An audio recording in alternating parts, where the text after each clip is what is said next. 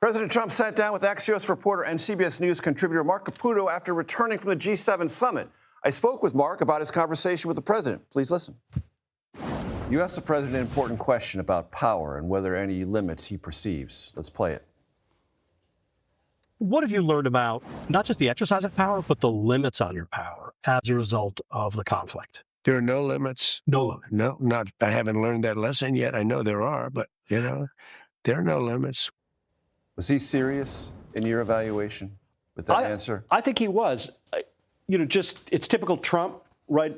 In fact, you can almost see my shoulder giggle a little, thinking like, wow, that's actually kind of funny because I did not expect him to say, not only are there no limits, but like, I'm sure they're out there, I just haven't encountered them. And yeah, he surely believes that. Now, he has encountered his limits, though, in the Iran war. That's just beyond a doubt, but he's just not going to admit it. He's not going to admit it. Yeah. You also asked him about the Israeli Prime Minister Benjamin Netanyahu and Israel writ large and what may or may not happen that is possibly uncomfortable between the two nations in the not-too-distant future. Let's listen to that. If it weren't for Donald Trump and Bibi Netanyahu worked well with me, but he will tell you, we're the ones with the guns, we're the ones with the whole deal, we're the ones with the B-2 bombers, etc. If it weren't for Donald Trump, Israel would have been eviscerated. Your relationship with Netanyahu's... It's good, but we have to keep him a little bit sane. Are you going to be able to control Israel from attacking Lebanon? Yeah, I will be. I mean, I wonder. They have a lot of respect for me, and they do as I say. Mark, you know what I do. There are three things in there that the president said that are pretty important and will resonate in Israel for quite some time. Essentially, the implication that without America and without him leading America, Israel, its sovereignty and its existence may not be guaranteed, which I think the Israelis would take as a possible affront.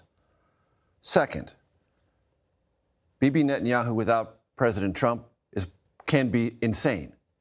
Two, last, they will do as I say. Whoa. Yeah, well, that's a lot, man. It's a lot. I detect and I have gotten indications, I'm being very cautious and careful with my words, from advisors to Trump, who say that while they haven't asked him this because they wouldn't dare, they suspect that if Donald Trump had a time machine, or if back on February 28th, he had the ability of foresight, he would not have gone into war the way he did against Iran. Now, this is just their suspicion, their guess, their feeling. And my feeling is that deep inside of Trump, there's a little bit of resentment to Netanyahu, who was a leading proponent for this action. So leading. Yeah, don't get me wrong. I think it's wrong to say that, if Netanyahu didn't exist, Trump would have never done this. I think Trump probably would have. But Netanyahu was a major proponent of this war, a major marketer of selling how easy it's going to be.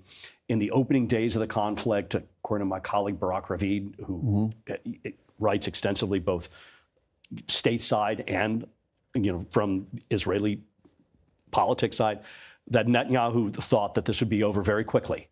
And that was sold to the president. Now, the CIA had its own assessments that the president bought. But deep inside, I think what you're hearing from Trump is a sense of like, I got sold a bill of goods here. Would you go so far as to say buyer's remorse?